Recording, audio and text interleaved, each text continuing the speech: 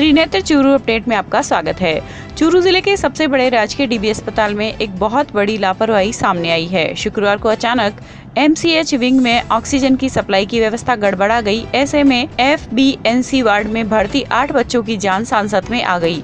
Supply गड़बड़ होने की जानकारी लगने पर ऑक्सीजन कंसंट्रेटर लगाकर सप्लाई को दोबारा से शुरू किया गया, लेकिन कुछ देर और हो जाती तो मासूमों की जान को खतरा हो सकता था। कार्य असंतोष के जनक होने के कारण कोविड में इनके असहयोग के कारण प्रशासन ने निर्णय लिया कि ये जो कंपनी ऑक्सीजन सप्लाई कर रही है इसको दूसरी व्यवस्था के तहत काम कराया जाए। ये इनके जो वर्कर यहाँ जो लगे हुए हैं वो सही काम नहीं कर रहे। 2 तारीख से तक इनका टेंडर था, लेकिन हमने इनको आदेशित किया कि आप अपना हैंडओवर टेकन ओवर करके कहाँ पॉइंट है राज्य सरकार के निर्देशानुसार वो दे के आप पधारेंगे। अब तक इन्होंने हमें हैंड ओवर नहीं किया। मैंने आपको कागज़ भी दिखाया है ताकि हम कहाँ क्या पॉइंट है उसके हिसाब से लगा सकें। श्रीमान जिला कलेक्टर ने निर्देशित किया कि जो ऑक्सीजन प्लांट अपना ऑलरेडी चल रहा है गवर्नमेंट वाला, उस पर लोड कम है, उसमें से आदमी एक बार लगा के इससे हैंड ओवर टेकन ओवर करा के अपनी व्यवस्था सुचारू कर लें। तब तक हमने आगे की व्यवस्था के लिए टेंडरिंग की प्रक्रिया जो राज्य सरकार द्वारा नियमित प्रक्रिया उसको काम में लिया। अब जो लड़के यहाँ काम कर रहे हैं उनमें कुछ लोकल भी हैं, वो ये चाहते हैं कि हम ही रख लिया जाए। ये एक प्रक्रिया के अधीन कार्य है, उसमें से जो अच्छे लड़के लोग होंगे उनको चांस दिया जाएगा। इसके अभाव में उनके द्वारा किसी के द्वारा शरारत की जा रही है, उसकी मैं जांच करा रहा हूँ कि मामला क्या है। ऐसा कुछ नहीं है कि ऑक्सीजन बाधित हो गई या ऑक्सीजन ये हो गई। पॉइंट्स कहाँ हैं, सिलेंडरिंग के कहाँ हैं, वो उनको सुपुर्द करना चाहिए था, जो कि उन्होंने नहीं किया। 2.5 लाख रुपये प्रति मंथ सरकार का खर्चा हो रहा था, जो कि अब सिर्फ 50-60 हज़ार में इस नई व्यवस्था के तहत संभव हो सकेगा। राज्य सरकार की तरफ सब चीज़ों को ध्यान में रखते हुए हमने ये व्यवस्थाएं की है। व्यवस्था को सुचारू होने में जो समय लगेगा वो लगेगा। तब तक के लिए मुझे टेम्परेरी रूप से जो ऑक्सीजन जनरेशन प्लांट गवर्नमेंट का लगा है उसके आदमियों के द्वारा ये कार्य संपादित किया जाएगा। सप्लाई कोई बाधित नहीं हुई है। ये र्यूमर फैलाया जा रहा है। जो लोग रह रहे हैं, जो लोग इस पर 2 साल से काम कर रहे हैं, वो खुद इसमें काम करना चाहते हैं, आगे वो अपना काम सुनिश्चित करने के लिए इस टाइप की इरेगुलरिटी कर रहे हैं। अगर उन्होंने कोई ऐसी वैसी हरकत की या तो नियम ले रहे थे, 3 आदमी काम कर रहे थे, हमने जांच की, उनकी अनियमितता मिली हमें, जिसकी रिपोर्ट श्रीमान जिला कलेक्टर महोदय ने कराई, ADM साहब ने स्वयं देखा, हमने देखा, हमारी टीम ने देखा। हम चाहते हैं कि जनता को परेशानी नहीं हो, सरकार के पैसे का दुरुपयोग हो। पिछले दिनों कांग्रेस सरकार द्वारा राष्ट्रीय स्वयंसेवक संघ के प्रचारक निम्बाराम के खिलाफ करवाई गई ACB की जांच के विरोध में आज भारतीय जनता पार्टी के जिला कार्यालय में एक प्रेस कॉन्फ्रेंस आयोजित की गई, जिसमें रतनगढ़ विधायक अभिनेश महर्षि, जिला प्रमुख वंदना आर्य, प्रदेश कार्यकारिणी सदस्य हरलाल सहारण व डॉक्टर वासुदेव चावला ने प्रेस को संबोधित किया। इस अवसर पर विधायक महर्षि ने कहा कि कांग्रेस का काम देश को तोड़ने का रहा है। उन्होंने कांग्रेस पर आरोप लगाते हुए कहा कि कांग्रेस ने प्रदेश की बिगड़ती हुई कानून व्यवस्था एवं कोरोना काल में की गई अनियमितताओं से प्रदेश की जनता का ध्यान बटाने के लिए इस प्रकार की कुत्सित राजनीति करने का काम किया है। उन्होंने कांग्रेस पर आरोप लगाया कि वह संघ के स्वयंसेवकों पर अनर्गल आरोप लगाकर संघ को बदनाम करना चाहती है। इस दौरान जिला प्रमुख वंदना आर्य ने कहा कि ACB के द्वारा की जा रही कार्रवाई अनैतिक है और प्रदेश सरकार के दबाव में की जा रही है। सबसे पहले मैं एक FIR, इन्होंने राजस्थान की सरकार ने सो मोटो एक FIR दर्ज की। FIR नंबर 229/2021 जो ACB ने दर्ज की। ACB के अंदर सो मोटो भी FIR दर्ज होती है, लेकिन उसके अंदर कोई कंटेंट तो होता होगा। बड़े आश्चर्य की बात है कि इन्होंने बिना किसी बुनियाद के ऊपर राजनीतिक द्वेषता से भारतीय जनता पार्टी के ऊपर तो निशाना साधते रहो, लेकिन राष्ट्रीय स्वयंसेवक संघ और जिनके बारे में निम्बाराम जी के बारे में मैं ही नहीं बल्कि पूरा हिंदुस्तान जानता है, राजस्थान का बच्चा बच्चा जानता है कि उनकी निष्ठा किस तरह से इस देश को एक और अखंड रखने के लिए प्रतिबद्धता के साथ में काम करने की रही है। उन व्यक्ति के बारे में बात करते हैं जिन्होंने अपने घर बार को छोड़ करके इस देश को एक रखने के लिए, इस देश के निर्माण के लिए अपने परिवार तक को छोड़ने का काम करने वाले राष्ट्रीय स्वयंसेवक संघ के हमारे पदाधिकारी के ऊपर कीचड़ उछालने का काम करते हैं।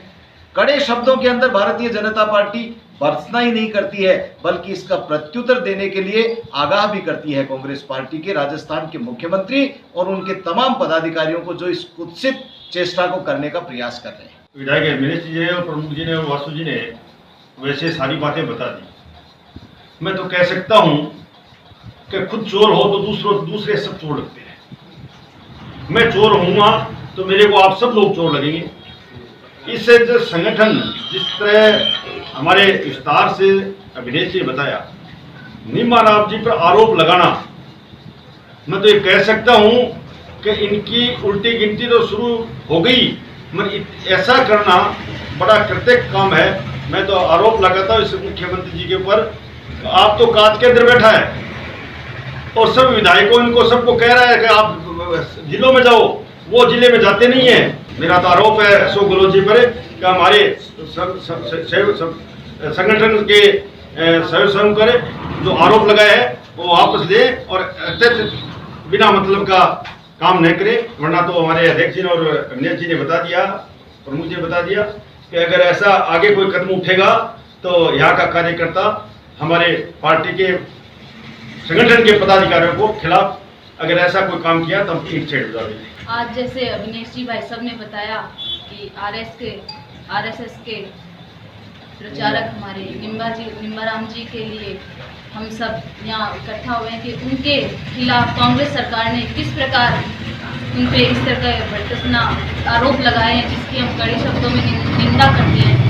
ऐसे प्रचारक जो अपने घर परिवार को छोड़कर स्वयं अपने वस्त्र धोते हैं, एक सादा जीवन जीते हैं, ऐसे निम्बा जी के खिलाफ जो कांग्रेस सरकार ने इस प्रकार का आरोप लगाया है, हम उसकी निंदा करते हैं और हम जनता को बताना चाहते हैं कि जो कांग्रेस सरकार है ये भारतीय जनता पार्टी पर किस तरह अपने विफलताओं को मंडती है।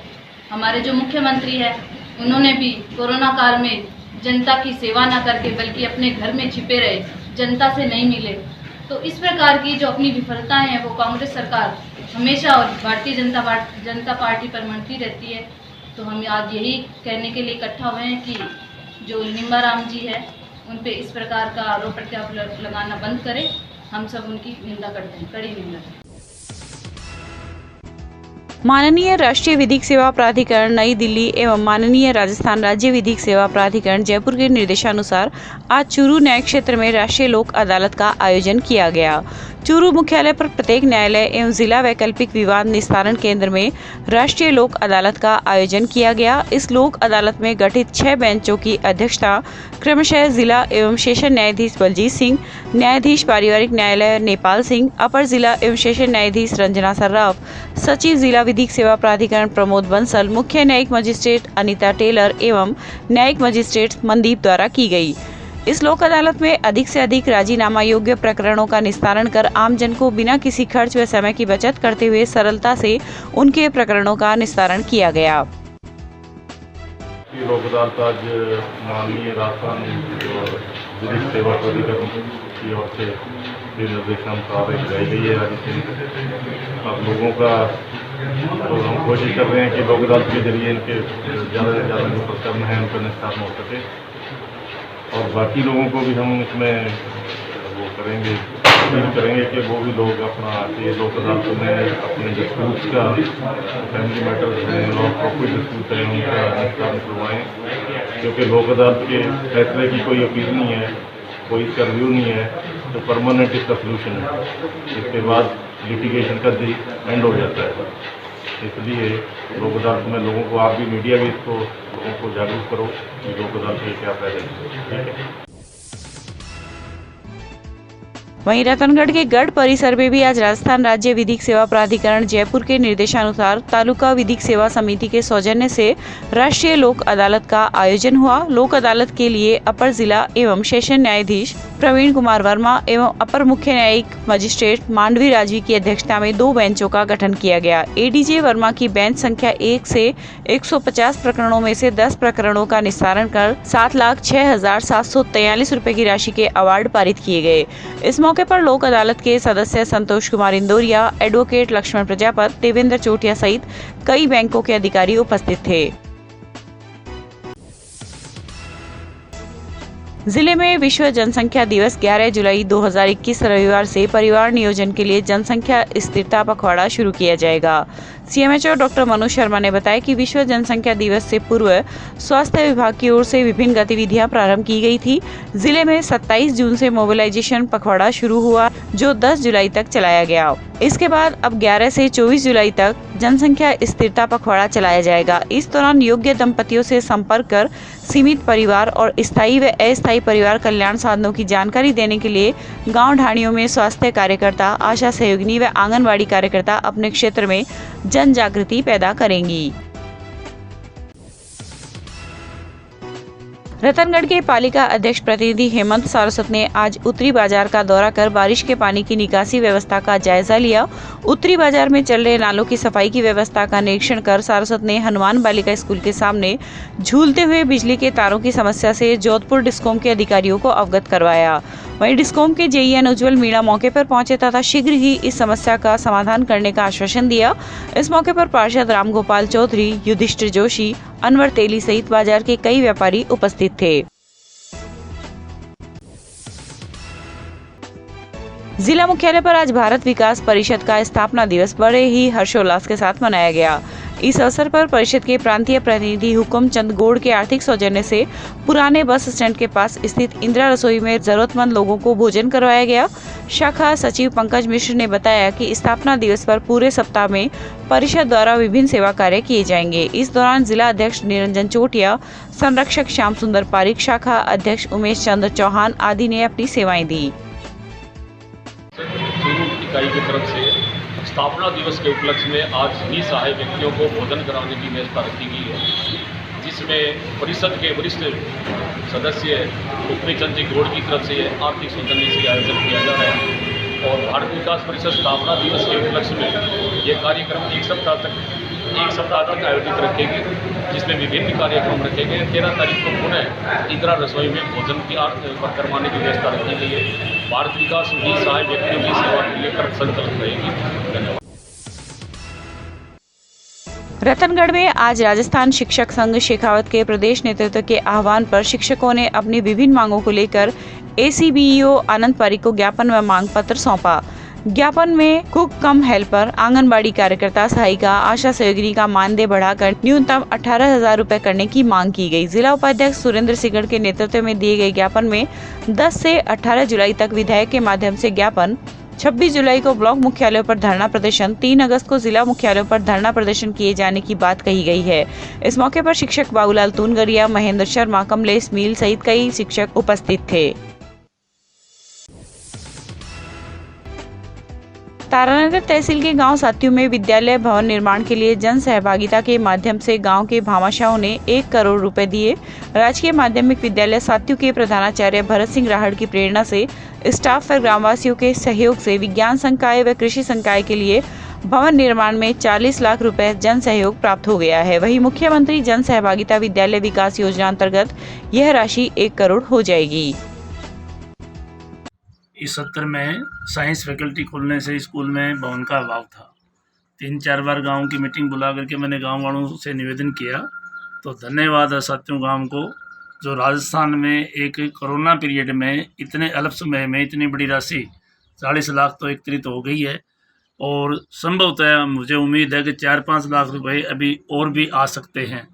तो इस पीरियड में संकट काल में इतना बड़ी राशि दे करके जो सहयोग दिया, इसके लिए बहुत बहुत धन्यवाद पूरे ग्रामवासियों को और पूरा स्टाफ।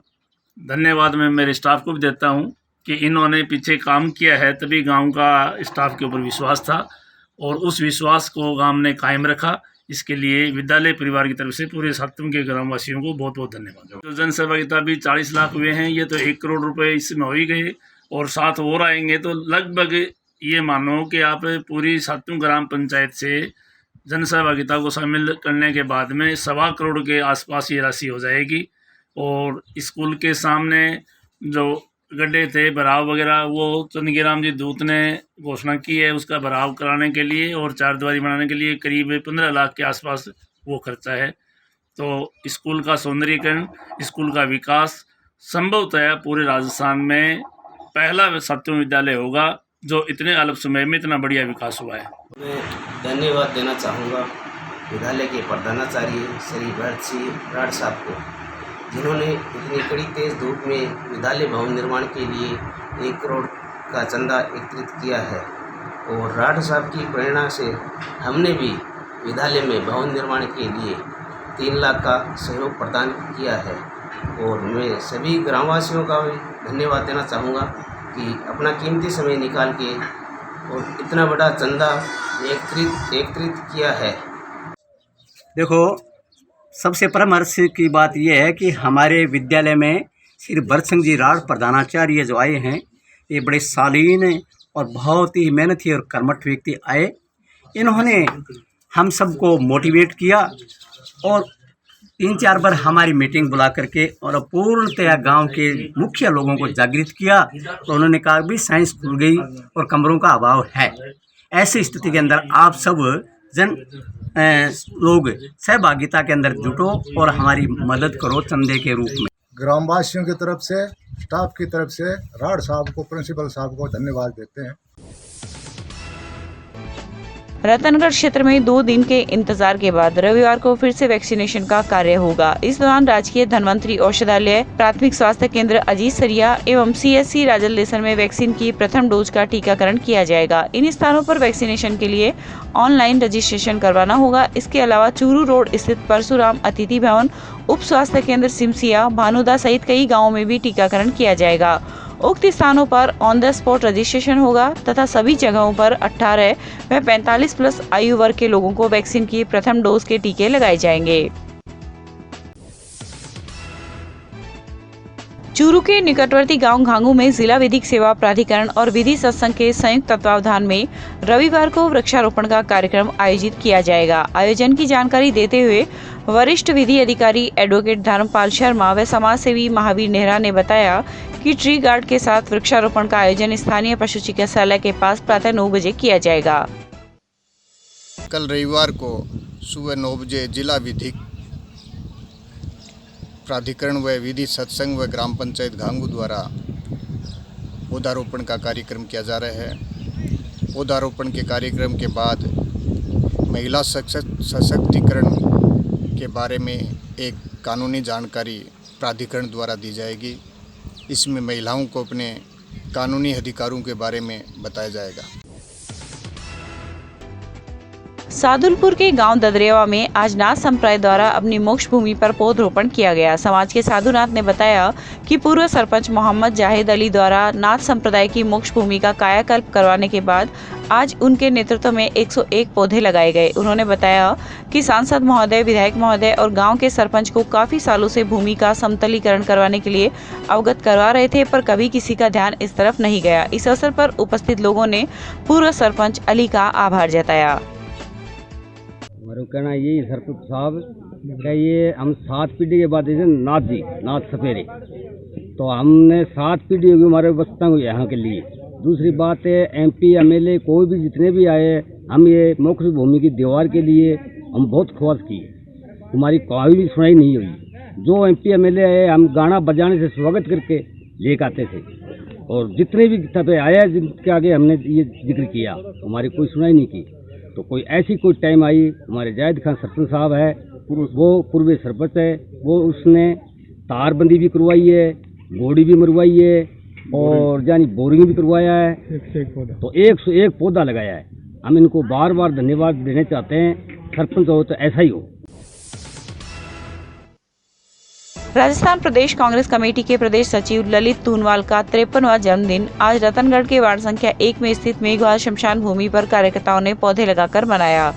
इस दौरान कांग्रेस सेवा दल यंग ब्रिगेड के जिला अध्यक्ष रामवीर सिंह रायका के नेतृत्व में कार्यकर्ताओं ने 21 पौधे लगाए। इस अवसर पर युवक कांग्रेस के देहात अध्यक्ष संदीप सिंह, पार्षद अब्बास गोरी, OBC प्रकोष्ठ के नगर अध्यक्ष नवीन वर्मा सहित कई कार्यकर्ता उपस्थित थे।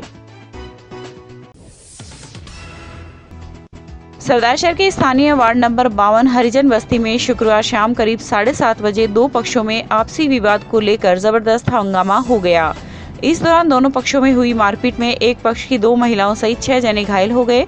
मारपीट की सूचना पर DYSP नरेंद्र शर्मा में जाब्ते के मौके पर पहुंचे तथा घायलों को अस्पताल पहुंचाया एवं दोनों पक्षों को समझाइश कर स्थिति को नियंत्रण में लिया। डीवाईएसपी शर्मा ने बताया कि जिन दो परिवारों में आपसी मारपीट हुई है उनमें 2 दिन पहले भी किसी बात को लेकर विवाद हुआ था, जिसको लेकर दोनों पक्षों ने परस्पर मुकदमा भी दर्ज करवाया था। ये वार्ड नंबर 52 अल करीम मस्जिद के पास में 2 परिवार रहते हैं, जिसमें रमज़ान बड़बूंजा और उनका परिवार रहता है। उनके सामने रहमान लुहार, ये 2 परिवार रहते हैं, जिनके परसों भी मुकदमे हुए थे। आज उसी बात को लेकर आज फिर इनका आपस में झगड़ा हुआ, पत्थरबाजी हुई, जिसमें करीबन बड़बूंजा परिवार के 6 जनों के चोटें आई है, जिसमें 2 को रेफ़र किया है। 2 बच्चे और 2 औरतें, उनके भी कुछ चोटें लगी है। इस संबंध में थाने पर मुकदमा किया जा रहा है और मौके पर जाब्ता लगाया गया और अभी फ़िलहाल मौके पर शांति है। रतनगढ़ के नेशनल हाईवे 11 पर आज गुसाईसर के पास 3 वाहनों की भिड़ंत में 2 महिलाएं घायल हो गई, जिन्हें राजकीय अस्पताल में भर्ती करवाया, जहां पर प्राथमिक उपचार के बाद उन्हें छुट्टी दे दी गई। सूचना पर रतनगढ़ पुलिस मौके पर पहुंची तथा घटना की जानकारी ली। प्राप्त जानकारी के अनुसार एक डंपर रतनगढ़ से जयपुर की ओर जा रहा था। इसी दौरान एक कार ने उसे ओवरटेक करने का प्रयास किया तो कार डंपर से टकरा गई। वहीं सामने से आ रही कार की भी भिड़ंत हो गई। भिड़ंत में ठठावता निवासी 45 वर्षीय संतोषी देवी एवं 38 वर्षीय मैना देवी घायल हो गई। घटना का पुलिस में कोई मामला दर्ज नहीं हुआ है।